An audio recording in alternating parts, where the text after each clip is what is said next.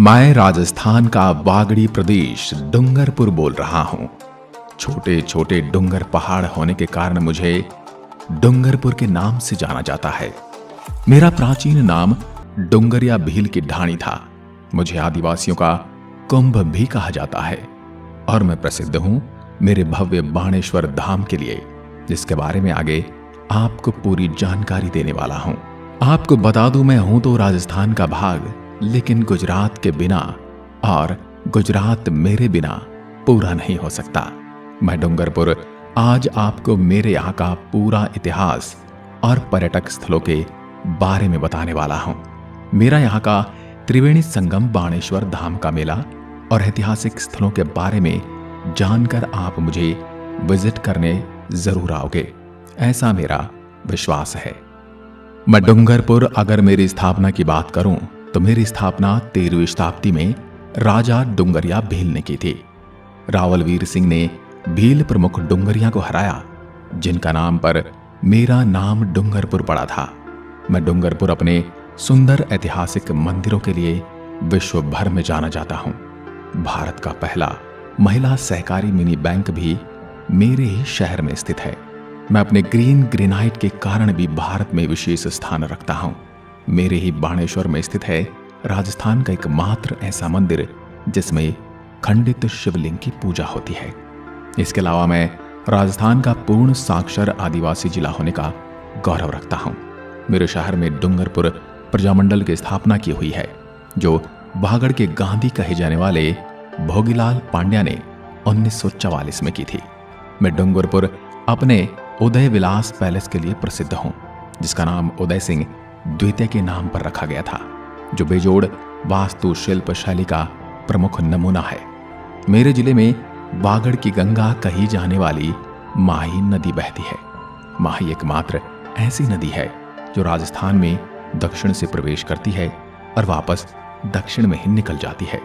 माही नदी कर्क रेखा को 2 बार काटती है और मेरे और बांसवाड़ा के बीच की सीमा भी बनाती है। यदि मैं यहाँ की प्रसिद्ध हस्तियों की बात करूं तो राज सिंह क्रिकेटर, जिनका जन्म मेरी ही धरती पर 1935 में यहाँ के राज परिवार में हुआ। मेरे महाराजा लक्ष्मण सिंह जी के वे छोटे पुत्र थे। वे भारतीय क्रिकेट कंट्रोल बोर्ड के अध्यक्ष भी रहे। उन्होंने 16 सालों तक प्रथम श्रेणी का क्रिकेट खेला और करीब 20 सालों तक भारतीय क्रिकेट कंट्रोल बोर्ड से जुड़े रहे। वो 2 कार्यकाल तक राष्ट्रीय टीम के चयन करता रहे और 4 बार भारतीय टीम के विदेशी दौरे का प्रबंधन किया। इनकी मृत्यु 12 सितंबर 2009 को हो गई। मेरे डूंगरपुर के अगले महापुरुष हैं भोगीलाल पांड्या। उन्होंने 1944 में मेरे शहर में प्रजामंडल की स्थापना की। इन्हें बागड़ आदिवासियों का गांधी कहा जाता है। अगले हैं मेरे शूरवीर जनरल नाथू सिंह राठौड़। आजाद भारत के पहले lieutenant general of Indian army थे। ये सच्चाई को निडरता से सामने रखने वालों में से एक थे। ये मेरी धरती पर जन्मे मेरे इस निडर व्यक्तित्व को आज भी याद करके मैं भूला नहीं समाता। मेरे चौथे महान व्यक्तित्व वाले पुरुष हैं मेरे महारावल लक्ष्मण सिंह का नाम Guinness book of world record में दर्ज है। अफ्रीका के जंगलों में शिकार के कारण ये मध्य प्रदेश विधानसभा अध्यक्ष और राजस्थान क्रिकेट टीम के कैप्टन भी रह चुके हैं। अब मैं बात करता हूँ रावल लक्ष्मण सिंह जी के छोटे भाई नगेंद्र सिंह जी की। ये international court of justice the Hague को 2 बार न्यायाधीश रह चुके हैं। इन्हें 1938 में कामा पुरस्कार से सम्मानित किया गया था। भारत सरकार द्वारा इन्हें साल 1973 में पद्म विभूषण द्वारा सम्मानित किया गया था। मैं राजस्थान के प्रमुख शहरों से अपनी दूरी की बात करूं तो मैं डूंगरपुर स्टेट कैपिटल सिटी से 500 किलोमीटर, उदयपुर से 101 किलोमीटर, गुजरात के अहमदाबाद से 180 किलोमीटर, रतलाम मध्य प्रदेश से 185 किलोमीटर और नेशनल कैपिटल सिटी से 770 किलोमीटर की दूरी पर बसा हूं। मैं डूंगरपुर अगर मेरे क्षेत्रफल की बात करूं तो मैं कुल 3770 वर्ग किलोमीटर की परिधि में फैला हूं। मैं राजस्थान का तीसरा छोटा जिला हूं। मैं मेरी जनसंख्या की बात करूं तो मेरे जिले में 2011 की जनगणना के अनुसार 13,88,552 के आसपास नागरिक हैं। वहीं अगर बात करूं लिंगानुपात की तो मेरे जिले में 994 महिलाएं प्रति 1000 पुरुषों पर निवास करती हैं। यदि मेरे यहाँ बोली जाने वाली भाषाओं की बात करूं तो मेरे जिले में बागड़ी, मेवाती, गुजराती और मेवाड़ी तथा हिंदी भाषाएं बोली जाती हैं। अगर मेरे महान रजिस्ट्रेशन नंबर की बात करूं तो मेरे जिले की गाड़ियां RJ12 से रजिस्टर्ड होती हैं। आधुनिक राजस्थान की एकलव्य कही जाने वाली भील बालिका कालीबाई मेरे ही जिले के रास्तापाल से संबंधित थे। आपको बता दूं, मेरे जिले के चिखली ब्लॉक से कारकर रेखा गुजरती है। मेरे यहाँ की रामकड़ा कला राजस्थान की प्रसिद्ध हस्तकलाओं में से एक है, जो मेरे शहर में देखी जा सकती है। पत्थर से निर्मित खिलौने रामकड़ा कहलाते हैं। मेरे यहाँ के इस उद्योग का प्रधान केंद्र गलियाकोट में स्थित है। मेरे डूंगरपुर जिले में छोटे छोटे बहुत डोंगरे हैं, इसलिए भी मुझे डूंगरपुर के नाम से जाना जाता है। मेरे ऐतिहासिक डूंगरपुर से उदयपुर को जोड़ने के लिए वर्तमान में सोम नदी पर 50 करोड़ की लागत से पुल निर्माण किया जा रहा है, जो संगमेश्वर महादेव मंदिर के पास होकर उदयपुर को मेरे जिले से जोड़ेगा, जिससे मेरे यहाँ आने वाले पर्यटकों को और सुविधाएं मिलेंगी।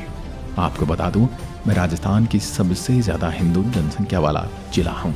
आपको बता दूं, मेरे यहाँ आदिवासी भील और मीणा जाति के लोग गांव में देखने को मिलेंगे। डामोर जनजाति भी मेरे ही अंदर निवास करती है। मेरे यहाँ के जंगलों में महुआ नाम की देशी शराब भी बनाई जाती है। जब महुआ के पेड़ पर फूल उगते हैं तो बड़े से लेकर छोटे बच्चों तक महुआ के फूलों को बीनते हुए आप देख सकते हैं, और उसके बाद उस पर महुआ जाती है।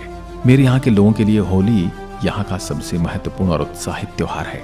होली के 15 दिन पहले ही ढोल बजाए जाते हैं और शाम को किसी भी मंदिर या चौराहे के प्रांगण में लड़के लड़कियां नृत्य करते हैं, जिसे गैर नाम से जाना जाता है। आपको बता दूं, आज शिक्षा मेरे इन्हीं आदिवासियों में बढ़ रही है। स्कूल में लड़कियों की संख्या ज्यादा से ज्यादा दिखेगी। सबसे ज्यादा मेरे बच्चे यहाँ पर शिक्षक, शिक्षिका और पुलिस में भर्ती होने की रुचि रखते हैं। अब मैं आपको लिए चलता हूँ मेरे पर्यटक और दर्शनीय स्थलों की ओर। सबसे पहले चलते हैं बाणेश्वर धाम की ओर। मेरे मुख्य शहर से 60 किलोमीटर की दूरी पर स्थित है। मेरे इस मंदिर में इस क्षेत्र का सबसे प्रसिद्ध और पवित्र शिवलिंग स्थापित है। यह मंदिर सोम, माही और जाखम नदियों के संगम पर बना है, जिसे मेरे यहाँ के निवासी और पर्यटक त्रिवेणी संगम के नाम से जानते हैं, और इसे बागड़ के कुंभ के नाम से भी जाना जाता है।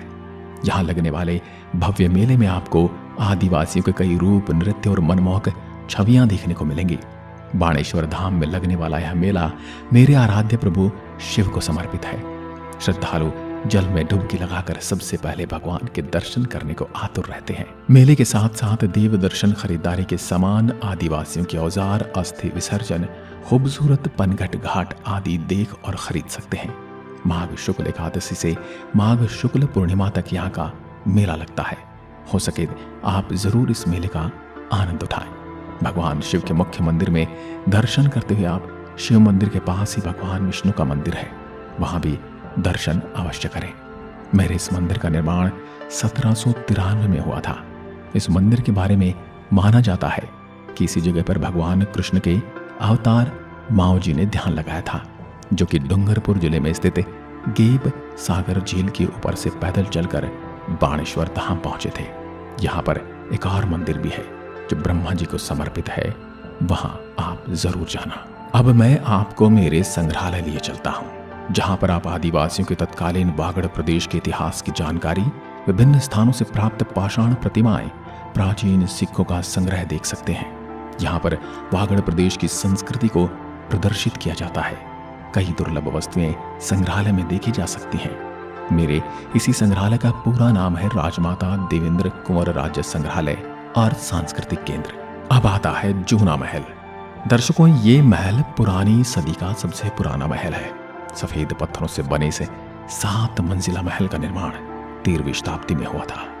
इसकी विशालता को देखते हुए यह महल से अधिक किला प्रतीत होता है। इसका प्रचलित नाम पुराना महल है। इस महल का निर्माण तब हुआ था जब मेवाड़ वंश के लोगों ने अलग होकर मेरे यहाँ अपना साम्राज्य स्थापित किया था। महल के बाहरी क्षेत्र में बने अनेक जाने के संकरे रास्ते दुश्मन के बचाव के लिए बनाए गए थे। महल के अंदर की सजावट में कांच, शीशों और लघु चित्रों का प्रयोग किया गया था। महल की दीवारों और छतों पर मेरे शहर के इतिहास और 16वीं 18वीं शताब्दी के बीच राजा रह चुके व्यक्तियों के चित्र उकेरे गए हैं। आज मेरे इस महल को आम लोगों के लिए बंद कर दिया गया है। इस महल में केवल वो मेहमान जा सकते हैं जो उदय विलास महल में ठहरे हों, लेकिन मेरे हिसाब से ये मुझे गलत लगता है। लेकिन आज के प्रशासन के आगे मैं कुछ नहीं कर सकता, क्योंकि संस्कृति सबकी होती है, किसी अमीर या गरीब की नहीं। अब चलते हैं केव सागर झील। इस झील के सुंदर प्राकृतिक वातावरण में कई पंछी रहते हैं, इसलिए यहाँ बड़ी संख्या में पक्षियों को देखने में रुचि रखने वाले यहाँ आते हैं। झील के पास श्री श्रीनाथ जी का प्रसिद्ध मंदिर है। मंदिर परिसर में मुख्य मंदिर के अलावा कई छोटे छोटे मंदिर हैं। इनमें से एक मंदिर विजय राज राजेश्वर का है, जो भगवान शिव को समर्पित है। मेरी इसी झील के पास बना है बादल महल, जो मेरे यहाँ के पेरवा पत्थरों से निर्मित है। इस पर बेटी बचाओ के संदेश भी देखने को मिलते हैं। साथ ही मेरे जिले की हिस्टोरिकल चीजें भी इसी में संग्रहित की गई हैं, जिन्हें आप देख सकते हैं। इस महल की वास्तुकला मुगल एवं राजपूत वास्तुकला का मिश्रण है। इस महल में संग्रहालय देखने के लिए मिलता है।